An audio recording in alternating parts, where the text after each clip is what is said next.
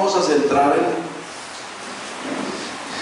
en los 9 textos o 10 textos siguientes. Yo quisiera decirles que, porque el Señor mismo dará señal, he aquí la Virgen concebirá y dará a luz un hijo, y llamará su nombre Emmanuel. El resto de textos están mostrando en sí que después de la manifestación de Dios en carne no habría necesidad de lo demás. Por eso cuando usted mira la lista de cosas, parece que hay abundancia, pero también parece que hay escasez, que hay tragedia, que hay castigo, pero también que hay bendición.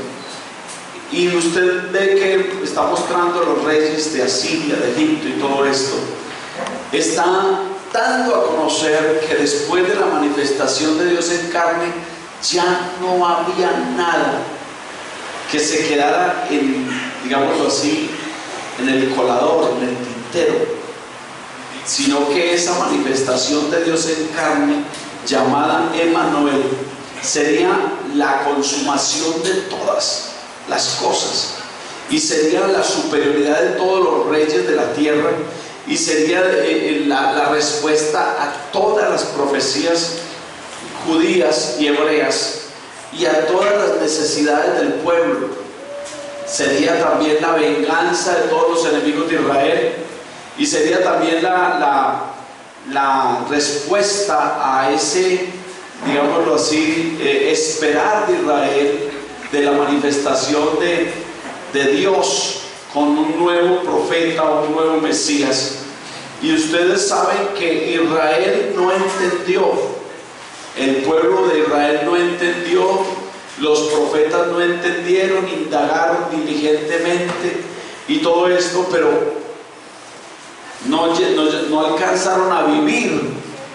Los profetas no alcanzaron a vivir lo que tenían que vivir o debían vivir para ver la respuesta de sus propias profecías. Indagaron diligentemente todo el tiempo, pero cuando usted mira el cumplimiento del tiempo, Dios envió a su hijo nacido de mujer, ¿cierto? Nacido de mujer. Ese envío no está en el cielo. Dios no envió desde el cielo a su hijo, porque él no tenía hijo en el cielo. Él envió su humanidad.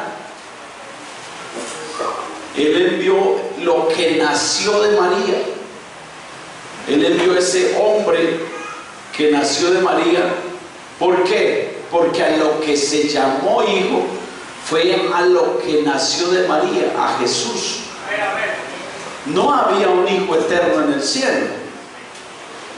Y yo sé que hay algunos trinitarios que me han escrito por Facebook en privado. Hemos tenido algunas discusiones. Yo quiero decirle, nunca ha habido un hijo eterno en el cielo. Por eso Dios le dice al arcángel que se busque una virgen.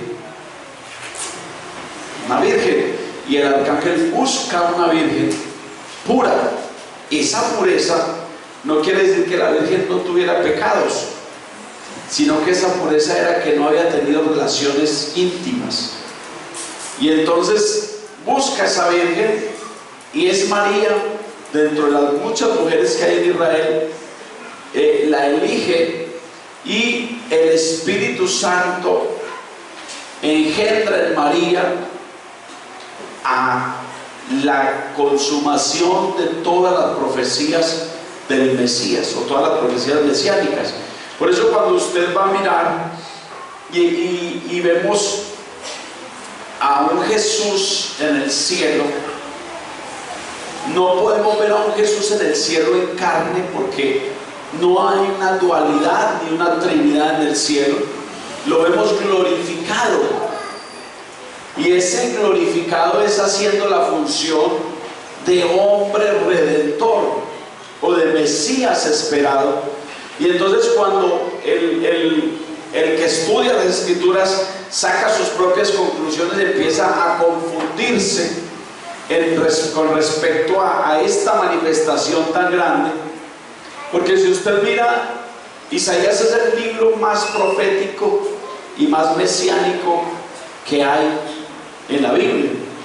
Pero cuando Isaías define a Jesucristo, él no define un Dios del cielo que desciende. Él define a un Mesías. En el texto del capítulo 7, del capítulo 9 y del capítulo 11, él define a un Mesías hecho carne. Y esto es lo que nos debe quedar claro a nosotros, para los que predican a los refanes. Si Jesús, hombre, no viene en materia, en carne, físicamente, no hay salvación, no hay redención. Porque si Jesús no aparece en la historia, en la escena, no se cumple el propósito divino de Dios de venir a hacerse carne. Porque otra de las cosas es que Dios no se encarnó. Dios no se encarnó. Los salmos y Job dicen, él se preparó un cuerpo. O sea, no se encarnó. Encarnarse es meterse en un cuerpo ajeno. Él se hizo carne, se hizo un cuerpo. Y en eso tenemos que ser definidos, porque la mayoría de predicadores dicen, y él se encarnó en María. No se encarnó en María, él se hizo carne. Se hizo carne. Pero cuando vemos esa perspectiva universal que el hombre tiene de ver a Jesús como simplemente el que se encarnó, el que vino, y algunos religiosos que todavía tienen esa religión metida allí, intrínseca allí, creen que Jesús es una dualidad de Dios, o es una persona, o es un maestro, Jesús como hombre tiene varias facetas, pero una de las facetas principales es que él era Dios, o es Dios manifestado en carne. Esa es la faceta principal.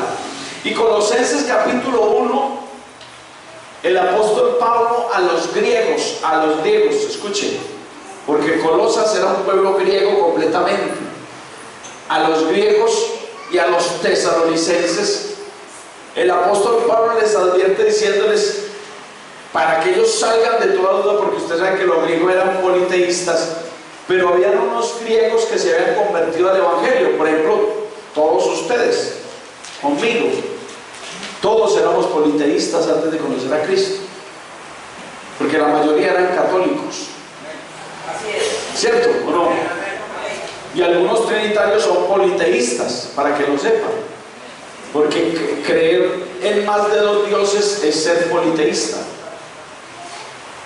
Y entonces algunos de Colosa y de Tesalónica, que era un dominio griego, habían creído en el evangelio. Pero Pablo, para definirles quién es Cristo, les dice en el verso 15, dice, él, hablando de Cristo, es la imagen del Dios invisible. O sea, si Dios, como Dios no tiene cara,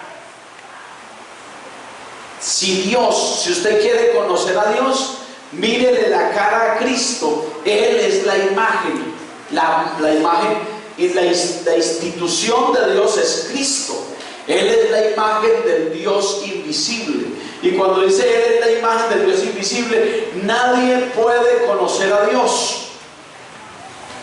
Los ángeles del cielo no conocen a Dios. Los querubines no conocen a Dios. Los serafines no conocen a Dios. Ninguna creación de Dios conoce a Dios. ¿Qué conocen? Conocen el resplandor de la gloria de Dios y lo que Dios deja ver de Él.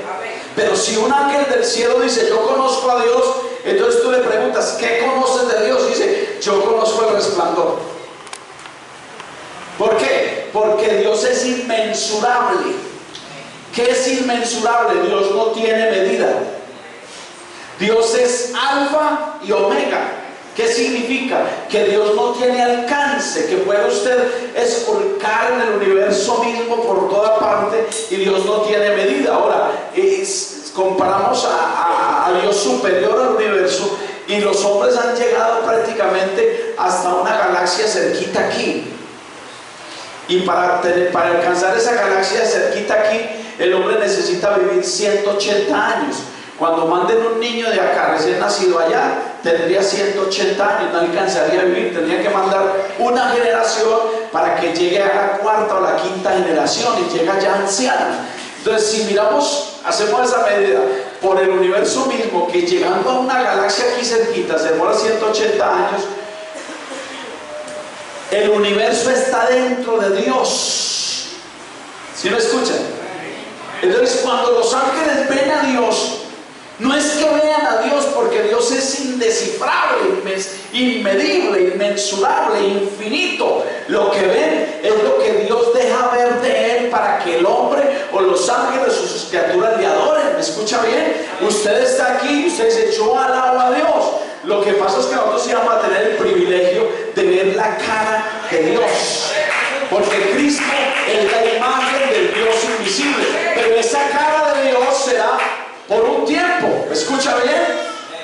Pero vamos a tener el privilegio. ¿Por qué? Porque si a Dios conocemos, no lo conocemos como Dios, sino que lo conocemos como Cristo. Yo conocí a Dios porque Cristo me mostró a Dios. Nadie conoce al Padre sino el Hijo, y a quien el Hijo se lo quiera revelar. Y nosotros hemos conocido a Cristo, y conociendo a Cristo tenemos al Padre. Que tiene al Padre tiene al Hijo, y el que tiene al Hijo tiene al Padre. ¿Por qué? Porque Dios, yo y el Padre uno somos. ¿Cuántos creen esta noche que son uno solo? Él es uno solo. Aleluya. Él ese aplauso a esa imagen del Dios invisible.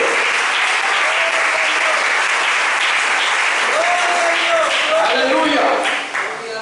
Por eso, hermanos, si el ser humano tiene una doctrina que no crea que Jesucristo es el único Dios, no Dios. Si los católicos creen que Jesucristo es Dios, los trinitarios creen que Jesucristo es Dios, y eso va allí venga. Pero si no creen que Jesucristo es el único Dios, vana es la religión que tienen y vana es la gracia que tienen. ¿Por qué? Porque si Jesucristo no es Dios, es un ídolo más. Si Jesucristo no es el único Dios, es un ídolo más. Por eso cuando le preguntan a Cristo quién es Él, Él dice aproximadamente unos 18 yo soy que dijo en el Antiguo Testamento. Yo soy el pan, yo soy la vida, yo soy la resurrección, yo soy el camino, yo soy la puerta, yo soy el buen pastor, yo soy la sal, yo soy la luz. ¿Qué sucede? Todo lo que Jehová dijo en el Antiguo Testamento, Jesucristo lo reiteró en el Nuevo Testamento, no como segunda persona, sino como primera persona. Yo soy. Y ese yo soy estaba diciendo, vea, si ustedes no alcanzan a conocerme a mí, no hay nada que hacer. Y el apóstol Pablo, que no fue amigo personal de Cristo, no fue amigo personal, escribiéndole la carta a Timoteo, le está explicando doctrina a Timoteo. Cuando le explica doctrina a Timoteo, le dice, e indiscutiblemente grande es el misterio de la piedad. Dios. Y lo he buscado en 26 traducciones, incluyendo la de H y la Biblia del Oso, y no dice otra cosa que Dios, para que sepa usted. O sea, si yo de encontrar una traducción que dice el Hijo de Dios, pero todas las traducciones que las tengo acá, teológicamente, arqueológicamente, la cronología del texto, todo la etimología de ese texto, nunca me dice que fue una segunda persona, ni que fue el Hijo de Dios del cielo que vino y se manifestó en carne. Pablo, en todas las traducciones de los eruditos, todos terminan diciendo, Pablo acertó con ese texto diciendo, indiscutiblemente grande es el misterio de la piedad. Dios poderoso, Dios soberano, fue manifestado en carne. Y ese Dios manifestado en carne no era la segunda persona, era el Dios del Antiguo Testamento dándose a conocer a todos los hombres. Y cuando la gente le pregunta a ¿ustedes por qué creen que son Jesús solos? No discutan. ¿Y ustedes por qué creen que Jesucristo es Dios? No discutan, porque Pablo le da la orden a usted y le dice, no discutan. Indiscutiblemente, eso no se discute. Así, querido hermano, y los amigos en el Facebook o en las redes que están escuchando, no hay discusión, y pueden escribir lo que quieran en el Facebook y lo que quieran de la iglesia pentecostal del nombre de Jesús, pero nosotros todavía creemos en la Biblia. Dios fue manifestado en carne, Él fue manifestado en carne. Todos acepten que Jesucristo es el único Dios manifestado en carne. Aleluya. Gloria a Jesús. Flavio Josefo, Anano, Festo, Albino. Escucha bien, todos los hombres que estudiaron en los primeros 3 siglos de la historia, de la era de la historia, coincidieron con algo. Jesucristo nunca se puso en un segundo lugar. Todos los profetas que antes vinieron, más de 40 profetas que antes vinieron, se pusieron en segundo lugar, pero Jesucristo no se puso en segundo lugar. Jesucristo era todo hombre y todo ¿qué? Dios. Qué belleza, ¿no? Amén. Si Jesucristo se puso en primer lugar, estaba teniendo un atrevimiento igual o parecido a Satanás. ¿Me escuchan? Si Jesús es la segunda persona de una Trinidad y dice que Él es el primero, está sublevando el trono. ¿Me está escuchando claramente? Si Él es la segunda persona de la Trinidad en el cielo y dice que Él es el primero aquí, con todo lo que dijo que Él era el primero, que Él era el yo soy, que Él era, entonces está sublevando el trono. Pero Él claramente afirmó ser el único, ser el mismo del Antiguo Testamento, porque Él no estaba sublevando el trono. Él era el Dios absoluto que habló en el Antiguo Testamento, diciendo: yo mismo que hablo, iré y estaré presente, y ellos serán mi pueblo y yo seré su Dios. O sea que Jesús afirmó con su humanidad que Él era el Dios de todas las profecías. Y eso lo tenemos que tener claro la iglesia. La iglesia debe siempre afirmar que Jesús es el Dios y el cumplimiento de todas las profecías de Dios. Hebreos lo dice. Hebreos lo dice. Entonces, cuando usted dice, o alguien de otra religión le dice, ¿quién es Jesús? Jesús es el Mesías, como lo predicaron el martes. Pero Jesús es el Dios hecho carne. ¿Cómo así? ¿Y cómo va a hacer eso? Pregúnteselo a Dios. ¿Cómo así que Dios? Él es Dios. Y si a Dios le place hacerse carne, manifestarse en carne, ¿quién lo puede refutar? Cuando vemos este término, tenemos que mirar la conversación que Jesús tuvo con los discípulos, y que Jesús tuvo con Nicodemo, y que Jesús tuvo con los principales de la sinagoga. Y cuando habló con los discípulos y habló con Nicodemo y habló con los principales de la sinagoga, Jesús les manifiesta y les dice que Él es Dios. A los principales de la sinagoga les dijo: si fueses hijos de Abraham, me creeríais a mí.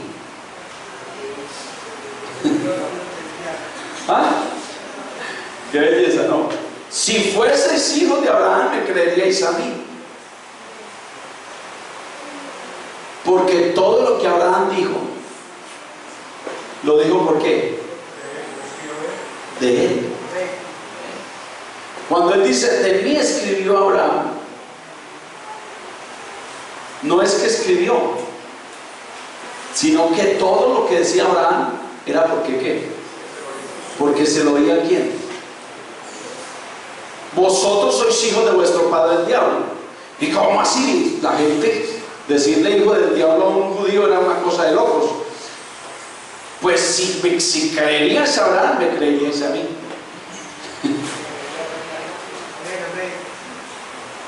Y bueno, y les termina diciendo, antes que Abraham fuese. ¿Antes de qué? O sea, antes de que ustedes reconocieran a Abraham como papá, yo soy antes de Abraham. Y en esa discusión parafraseada, más adelante les habla de Moisés. Y también les dice que de él escribió Moisés.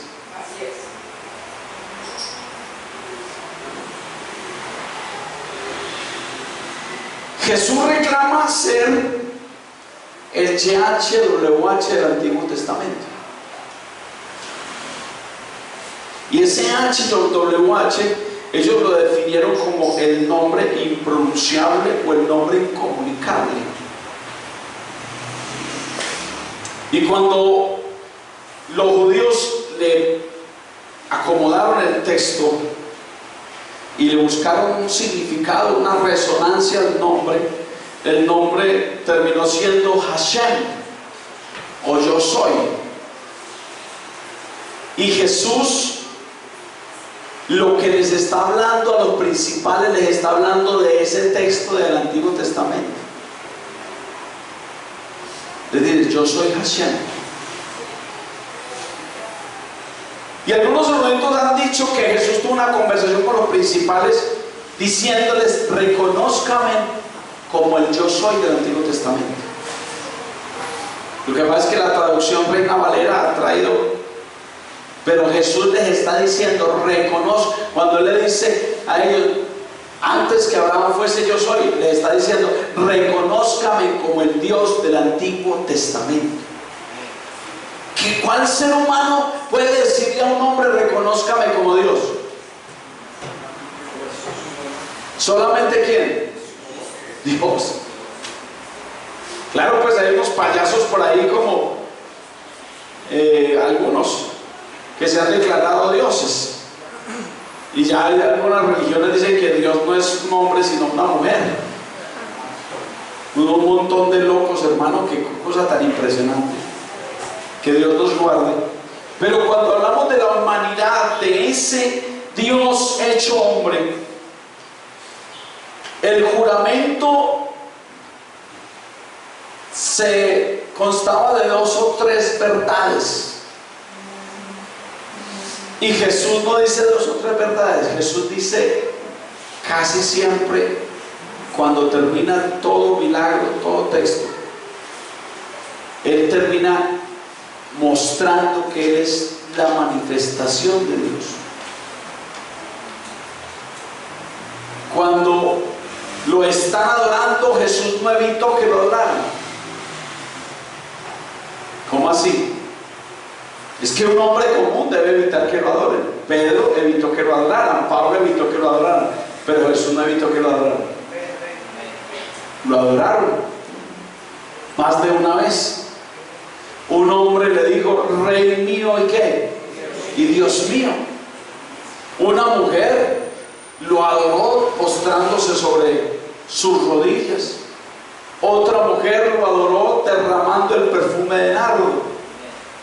Entonces, cuando hablamos de esa humanidad, sin desconocer que Él es el Dios absoluto, tenemos que decir y aprender en esta noche que esa humanidad era necesaria. El cristianismo sin Cristo es una religión. ¿Me escucha bien? Los religiosos tienen cristianismo sin Cristo. ¿Por qué sin Cristo? Porque no le han dado la altura y la autoridad a ese Cristo que está en las Escrituras, sino que lo tienen como un profeta más, como una religión más, como un maestro más, como un hombre más. Pero cuando se le da relevancia a esa manifestación de Dios en carne, se le da reconocimiento a la promesa o a las promesas que venían para cumplirse desde el Antiguo Testamento. Dios se daría a conocer en un cuerpo. Dios se daría a conocer como un hombre. Isaías 9:6. Porque un niño nos es nacido. Ese niño iba a ser ¿qué? Nacido. Hijo. ¿Iba a ser qué? Hijo. Hijo nos es dado. El principado sobre su hombro. ¿Cuál principado? Ese principado me está hablando de la autoridad, de la soberanía de Dios. El principado sobre su hombro, o sea, sobre el cuerpo de Cristo iba a estar la autoridad y la soberanía de Dios. El principado sobre su hombro, y llamará su nombre admirable. ¿Recuerdan la discusión que tuvo Jacob con el ángel? Dime tu nombre. Él dice: ¿por qué preguntas por mi nombre, que es admirable? Admirable. ¿Qué más sigue? Consejero. Consejero. Job dijo: Él sorprende a los sabios con su consejo. Salomón dice: el consejo de Jehová es perfecto. El consejo de Jehová es sabio, corrige al impío. El consejo de Jehová es verdad, guía por el camino. El consejo de Dios para decir lo venidero, dijo Salomón. Consejero, y lo más grande, Dios fuerte. Jesús en carne es Dios fuerte. ¿Quiere ver a Jesús en carne como Dios fuerte? Tiene que mirarlo en las facetas que Él tuvo. Tuvo facetas de cordero, de humilde, pero también tuvo facetas de Dios fuerte. Cuando ese Dios se quiso dar a conocer en carne, la gente se asombraba y le decía: nadie puede hacer estas cosas. Y le voy a leer el texto original de Nicodemo, capítulo 3. Dice: maestro bueno, ¿qué tengo que hacer para heredar la vida eterna? Ese lo dice su Biblia. Nicodemo le dijo: Raboní, que significa maestro superior o maestro de maestros, porque había tres tipos de maestro: rabí, rabino y raboní. Y Nicodemo le dijo raboní, o sea, maestro superior. Ellos no podían llamarle maestro de maestro a nadie, porque ellos creían que la sabiduría era del Dios Todopoderoso. Cuando Nicodemo se le dice raboní, sabemos que has venido de Dios. El texto original dice: sabemos que has salido de Dios. Si es una segunda persona, no sale de Dios. Que ha salido de Dios, y ninguno puede hacer estas cosas si no es Dios mismo, dice el original. ¿Cómo dice el suyo? Sí, el original dice: y ninguno puede hacer estas cosas si no es Dios mismo. ¿Sabe por qué le digo eso? Porque todo lo que Jesús había hecho, hasta la conversación de Nicodemo, solo lo podía hacer Dios. La multiplicación de los panes y de los peces, ¿sí? El detener el agua, el viento, el huracán, ¿cierto? El devolverle la vista al ciego. ¿Quién es capaz de escupir en tierra, coger dos bolitas de tierra y colocarlas en las cuencas de los ojos y decir, vaya, lávese? ¿Quién? Entonces, si no es Dios mismo, y entonces Dios le responde, aquí está la respuesta. ¿Por qué me llamas Dios si no hay sino un solo Dios? En ese orden de ideas, el original del texto está diciendo, Jesús le consulta, no me llames maestro de esa forma, ni me llames Dios de esa forma. Y Jesús le dice, te es necesario nacer de nuevo.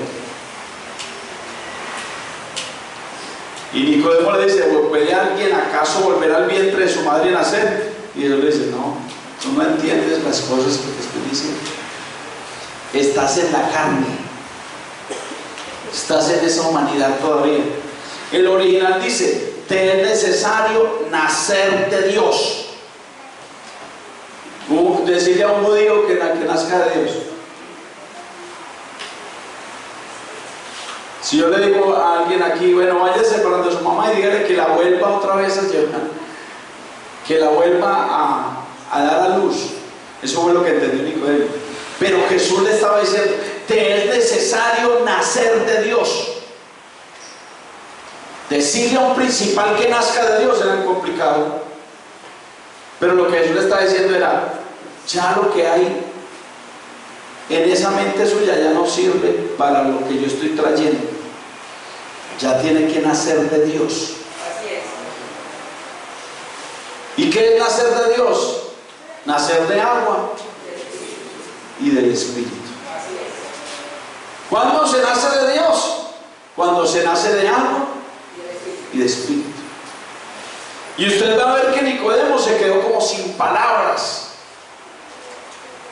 Un ser humano común y corriente, sorprendiendo a gente que estaba por encima de él, pero dentro de Jesús estaba toda la gloria celestial, estaba Dios.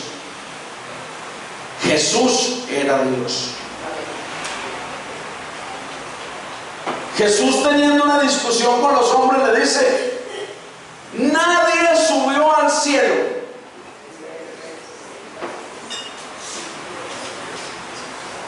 Mire qué cosa tan impresionante. ¿Ustedes me están viendo aquí? ¿Sí o no? No, yo estoy en mi casa en este momento. Estoy en mi casa en este momento, créanme. ¿Cuántos creen que estoy en mi casa? ¿Estoy aquí o estoy en mi casa? Jesús les dijo, nadie subió al cielo, sino el que descendió del cielo, el Hijo del Hombre que está en el cielo, y estaba ahí con él.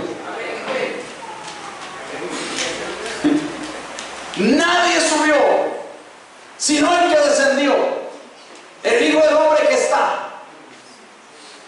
En ese texto hay una explicación unicista, hay una explicación de la divinidad de Dios, hay una explicación del carácter de Dios, de los atributos de Dios. Él lo llena todo con su presencia. Él estaba aquí y estaba allá, ¿cierto? Y la gente, ¿cómo? ¿Quién era el Hijo del Hombre? Jesús. El Hijo del Hombre que está en el cielo. Cuando vemos las Escrituras, vemos a un Mateo hablando de la genealogía de Cristo, porque era necesario que esa genealogía viniera correcta, esa genealogía que viniera desde Abraham, Pero cuando vemos a Lucas, mostramos la genealogía del reino. Jesús viniendo de Judá. Entonces cuando usted mira, no se escapó nada, absolutamente, para mostrar que Dios se manifestaría en carne en favor de todos los hombres. Hay una situación, y quiero que ustedes aprendan a manejarla, y es los dos términos, divinidad y deidad. Teológicamente no son los mismos. Los pastores los manejamos como el mismo, pero según la teología dice que la divinidad es todo lo que es Dios y la deidad es todo lo que es Cristo, en lo que es Dios en su manifestación en carne. ¿Me escucha bien? O sea, la divinidad es todo lo que es Dios espiritualmente, dice la teología, pero la deidad es todo lo que es Dios manifestándose a los hombres. Por eso Colosenses 2:9 dice que en Él habita corporalmente toda la plenitud de la deidad. O sea, en un cuerpo habita todo Dios. Por eso cuando Jesús muere, los que no entienden la muerte de Cristo dicen: ¿cómo puede morir Dios? Si para los unicistas Jesús es Dios, el único Dios, ¿cómo puede morir Dios? Dios no muere. Murió el cuerpo, murió el cordero, murió esa humanidad. Dios no muere, pero esa humanidad tenía que darla por todos los hombres. Pero esa humanidad, si se queda en la tumba, se queda con el aguijón de la muerte, en vano sería nuestra salvación. Pero como no se quedó, se levantó de los muertos. Escuche, Lázaro fue levantado, ¿sí? El hijo de la viuda fue levantado. La niña fue levantada por Jesús, pero Jesús se autorresucitó. Cuando usted dice, bueno, y Dios lo levantó de los muertos, tiene que levantarlo, tiene que decir el término Dios, porque está levantando un cuerpo humano. Pero Jesús, antes de que el texto dijera, de que Pablo dijera que Dios lo levantó de los muertos, Jesús dijo que nadie lo levantaría. Él se auto levantaría. Nadie me quita la vida, yo de mí mismo la pongo, la doy. Tengo poder para ponerla, la cruz del Calvario, y para volverla a tomar. Colosenses Corintios capítulo 15, la primera carta dice: ¿dónde está, o qué? O muerte, tu victoria. ¿Y dónde está, o sepulcro? Tu aguijón. ¿Por qué? Porque el único que se le pudo escapar por fuerza propia, por poder propio a la muerte y al sepulcro, ¿fue quién? Jesucristo. Y lo que yo les he predicado, Jesús vino a vencer tres cosas, ¿cierto? Y esas tres cosas vino a vencer para que usted tuviera libertad. El pecado, la muerte y al diablo. El diablo con sus demonios. Jesús vino a vencer eso. Por eso cuando usted ve a Jesús que le dice a Marta: Lázaro resucitará. O sea, Jesús no quería darle una cachetada a la muerte como así, o sea, quería mostrar que Él tenía potestad sobre la misma muerte. Y Jesús manifestó: yo ya estoy buscando la muerte. ¿Y qué dice la Escritura? Jesús mató el pecado en su muerte y la muerte la mató en su resurrección. Tremendo, ¿no? Mató el pecado en su muerte, o sea, absorbió todo el pecado. Y en su resurrección mató la muerte. Esa humanidad de Cristo mató la muerte. Porque hasta ese día la muerte tuvo potestad, hacía lo que le daba la gana. Y si no para muestra un botón, vean ustedes cuánto hemos estado en los lazos de la muerte. Pero la muerte, el Señor dice: ese es mío. Ábrase el parche que ese es mío. Si a alguien le pide permiso para tocar la muerte, es a los hijos de Dios. La muerte tiene, que todavía no. Y máxime, si usted está portando mal, el Señor le dice: no, pero en unos días. Por eso esas tres cosas, usted está seguro que está libre de ellas. Usted se ata y se mete en problemas porque le da la gana. Pero Jesús mató el pecado en su muerte. Mató la muerte en su resurrección. Y en la cruz del Calvario le quitó la potestad al diablo y a los demonios, exhibiéndolos públicamente y triunfando sobre ellos en la cruz. Den un aplauso a Jesús.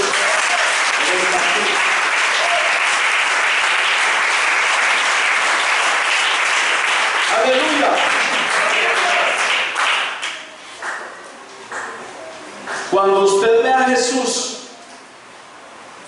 véalo como un hombre, pero no lo puede ver como un hombre común y corriente, sino como un hombre que es el cuerpo que Dios hizo, se creó para salvarlo a usted y a mí. Por eso nosotros nos tienen que decir Jesús solos, y nos tienen que decir, que me lo digan todos los días si quieren, ojalá. Pero lo que no sabía Satanás ni sabían los hombres es que Jesús iba a condensar en él y a tener todas las posibilidades de un ser humano común y corriente, pero sin pecado. Y esa fue la gran diferencia. El único que vivió 33 años y no conoció pecado fue Jesús.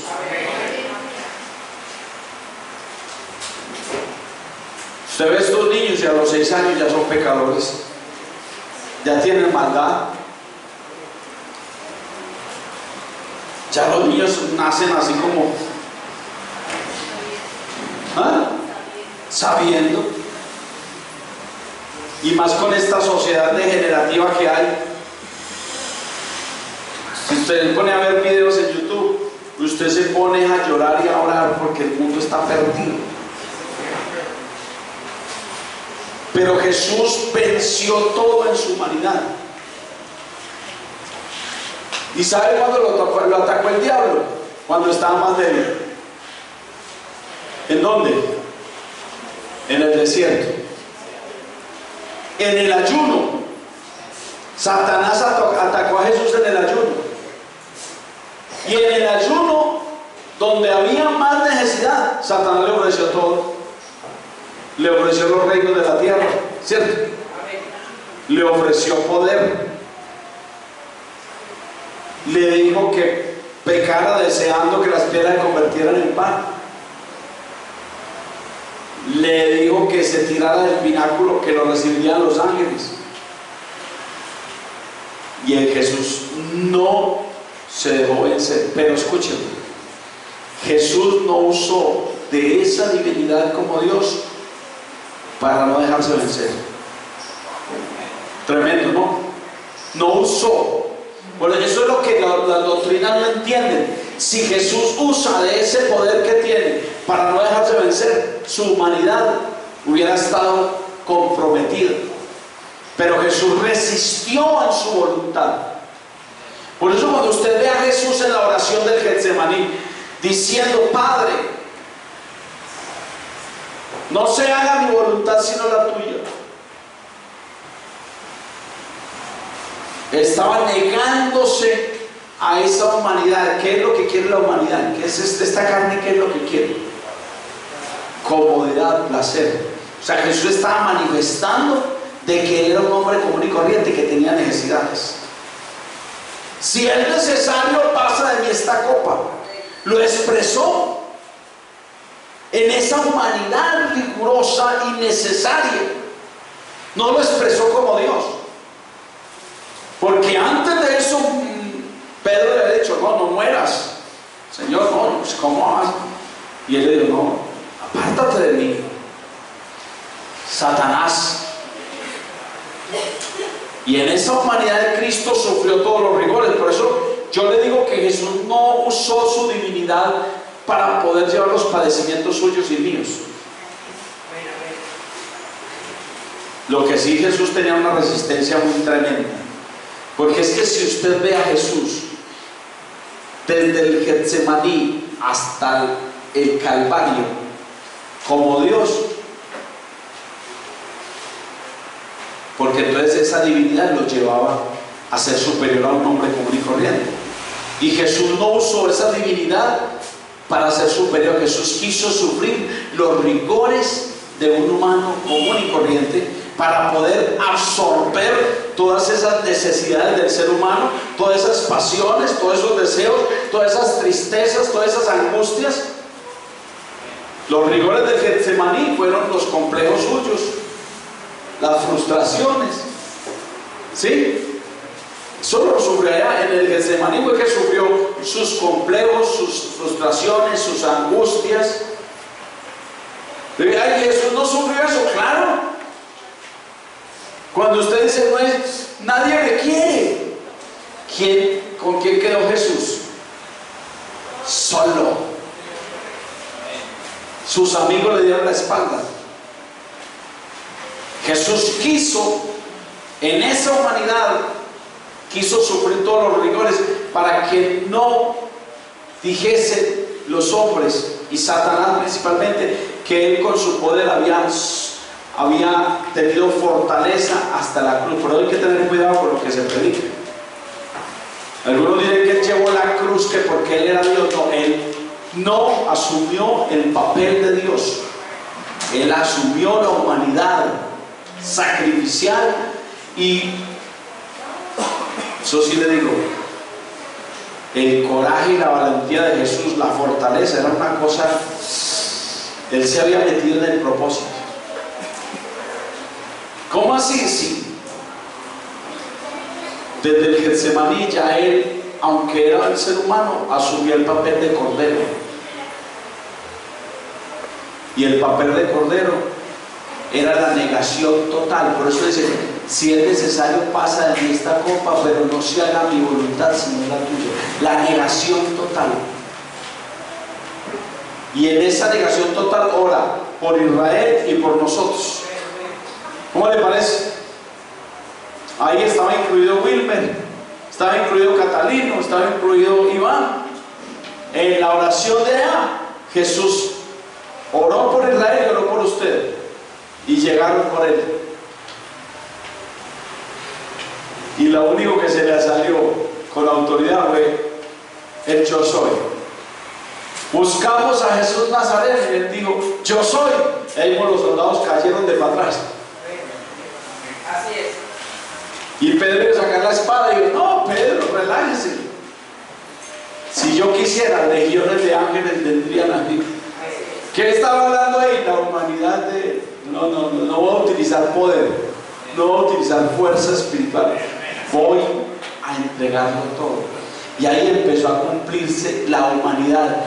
Como cordero manso fue llevado al matadero, y como oveja delante de sus trasquiladores enmudeció y no abrió su boca. Jehová cargó en él el pecado de todos nosotros. El castigo de nuestra paz fue sobre él, y por su llaga fuimos, ¿qué? Nosotros curados. ¿Qué es lo que sucede con esto? Que a veces el hombre no es capaz de entender lo que Jesucristo hizo. Según cuentas de los teólogos, médicos y algunos biólogos, Jesús debía morir en el camino a la cruz, porque Jesús en el camino a la cruz, desde el Getsemaní al camino a la cruz, Jesús ya había perdido el 60% de su sangre.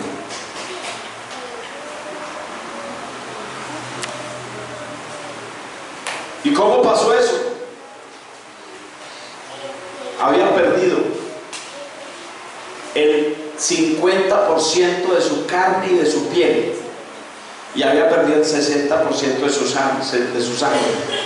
Cuando Jesús le montan el travesaño de la cruz, Jesús no tenía prácticamente el 70% del pecho y casi el 90% de la espalda. Se lo habían arrancado con los látigos romanos. Recibió castigo en el patio de Anás, en el patio de Pilatos, en el patio de Herodes. Cuando ya se cansaban de darle por la espalda, le daban por el pecho. Salía carne y sangre. ¿Cuántas venas principales rompieron ahí? ¿Sí me está escuchando lo que le estoy diciendo? El 60 o 70% de la sangre ya la había perdido antes de ponerle en el travesaño, y había perdido el 50 o 60% de su carne y de su piel.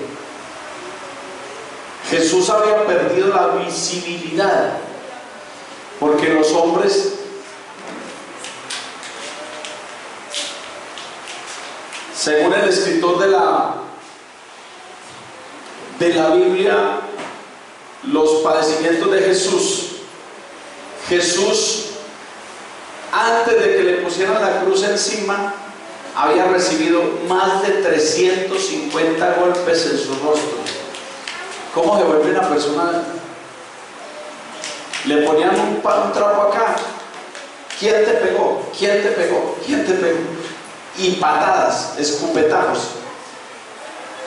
Por eso cuando hablamos de esa humanidad pasa a todos los niveles. A ver, le pregunto, ¿a quién le han pegado un golpe en la cara? Eso le queda a uno un dolor y un morado. Isaías define dos cosas con el parecer y hermosura de él, sin atractivo. Define lo que le va a pasar en su sacrificio y define como religión o como evangelio que no tiene atractivo. ¿Sí me hago entender? Y esto tómelo como una perla.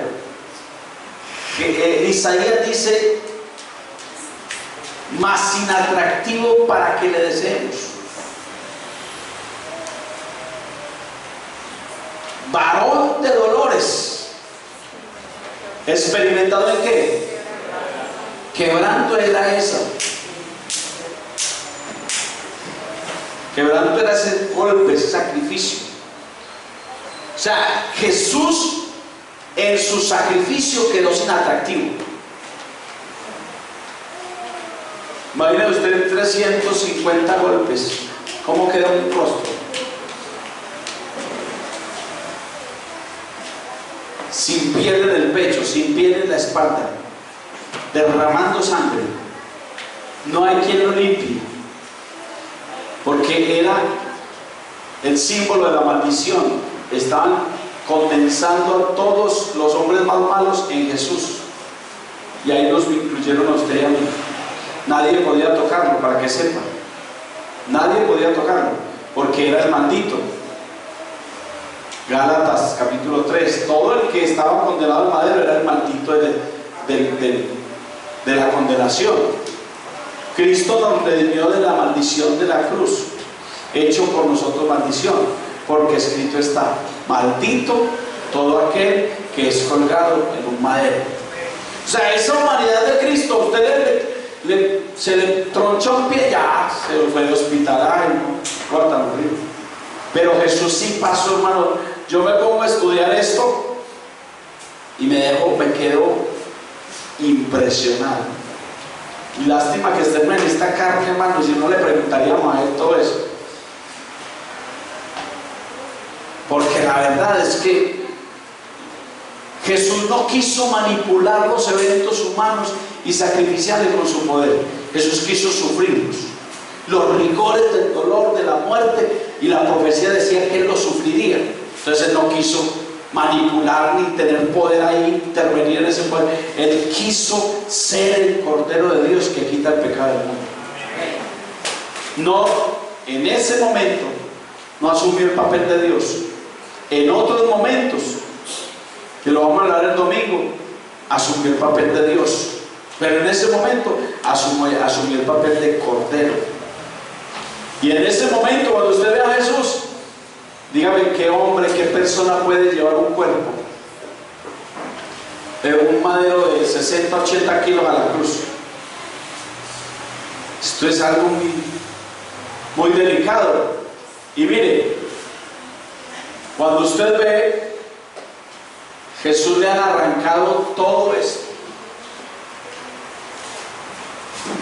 Porque Salmos capítulo 22, Isaías dice que mecían sus barbas, cogían un garfio y alaban sus barbas, y sus barbas venían con un pedazo de carne. Nosotros nos mostraron una foto para la universidad y mostraron una foto dibujada de cómo pudo caer eso. Jesús quedó sin mentón, solo su hueso. Y cuando le arrancaron todo eso, ¿cómo quedó él? Quedó con atractivo. ¿Usted sabe por qué le arrancaron eso o no? Cada paso que le hicieron a Jesús tiene un significado y no hay tiempo de explicarlo. Pero cuando le arrancaron eso, fue una orden directa de Anás y Caifás, diciéndole: no eres el ungido, no te aceptamos como sacerdote. Las barbas eran símbolo del sacerdocio. Y cuando le volvieron sus barbas, le arrancaron y Jesús quedó sin mentón. Yo le pregunto una cosa en esta noche. ¿Usted ha calculado el dolor de Jesús? ¿Lo ha dimensionado como a él como Cordero? ¿Lo ha dimensionado como cuál pudo ser el nivel de dolor?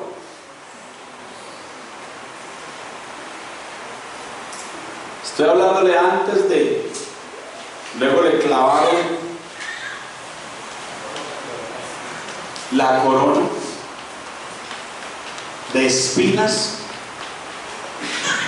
y después de clavarle la corona de espinas, le colgaron el travesaño a que subiera cuesta arriba. ¿Con qué alientos? Antes, gloria a Dios, que Simón de Cirene le ayuda a llevar el travesaño unos metricos, pero estaba ya.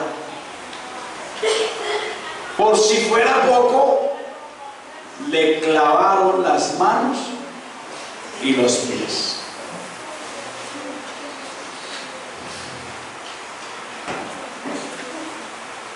Ese clavar de las manos y los pies tiene un significado.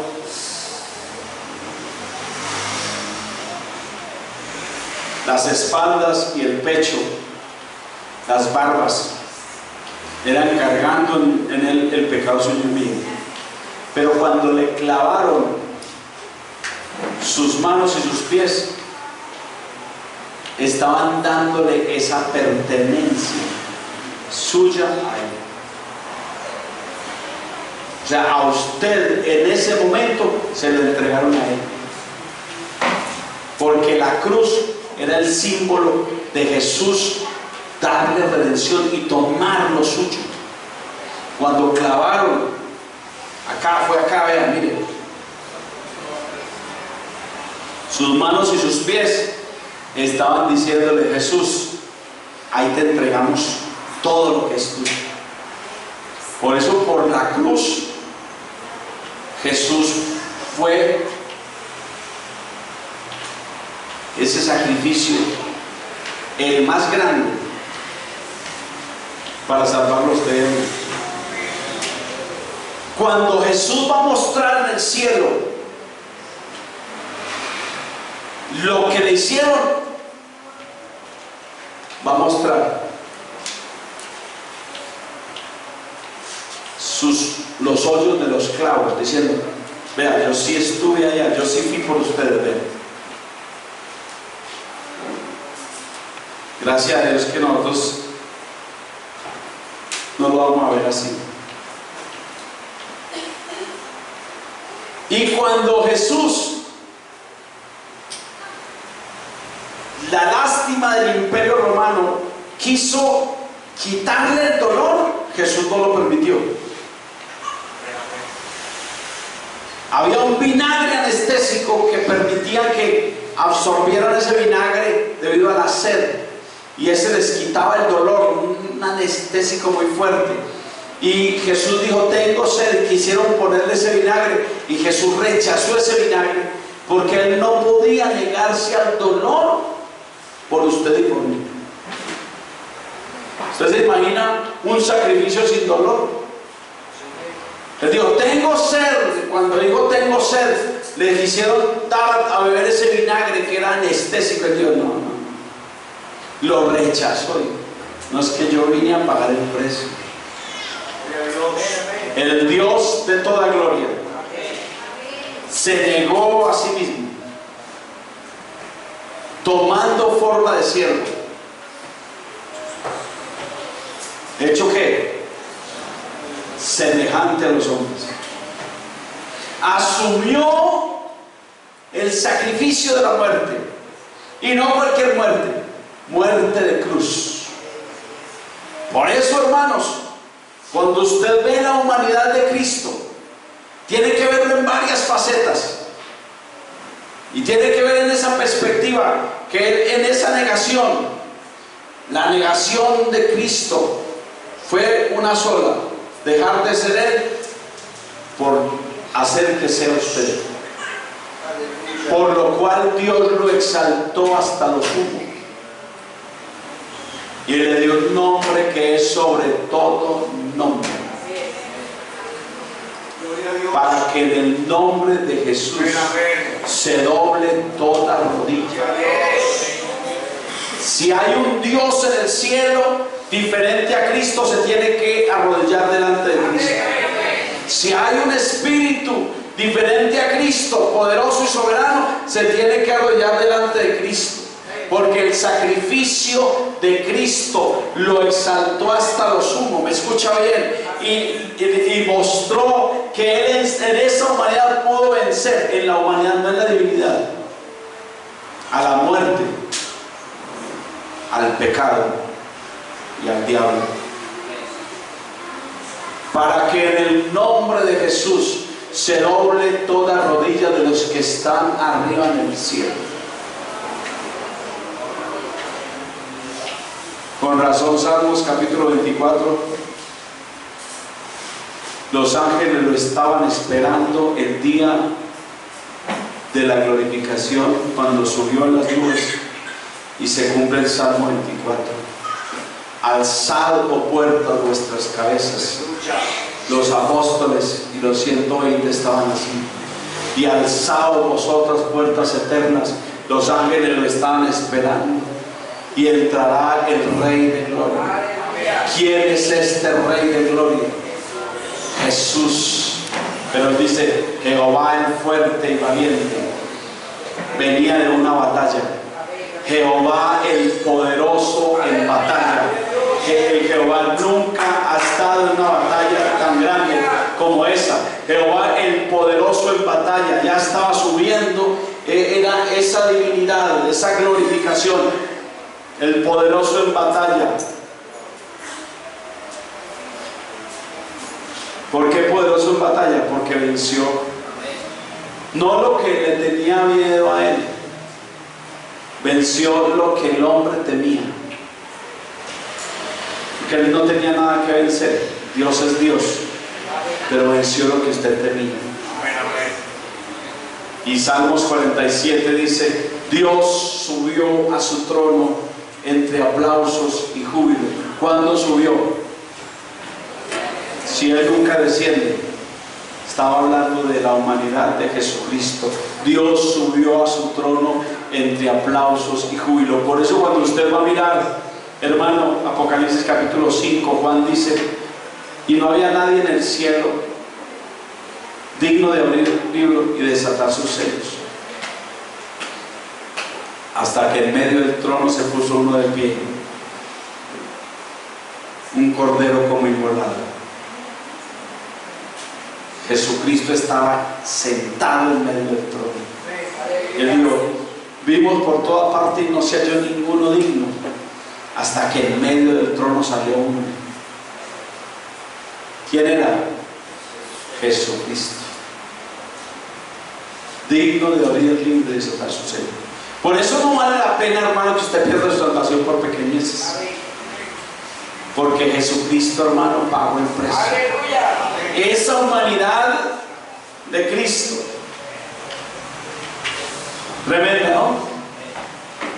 Esa humanidad tan tremenda de Cristo nos puede inspirar a nosotros a hacer resistir cualquier situación en la vida. Vale la pena resistir, porque es que Él es nuestro ejemplo.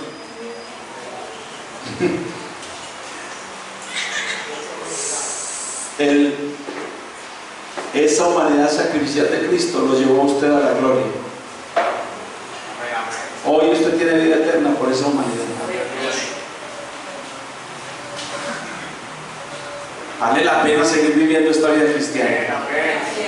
Vale la pena ser fiel a Él. Cuando allá en la cruz, antes de la cruz, le decían: niéguese. No. Niegue que usted es el Mesías. No.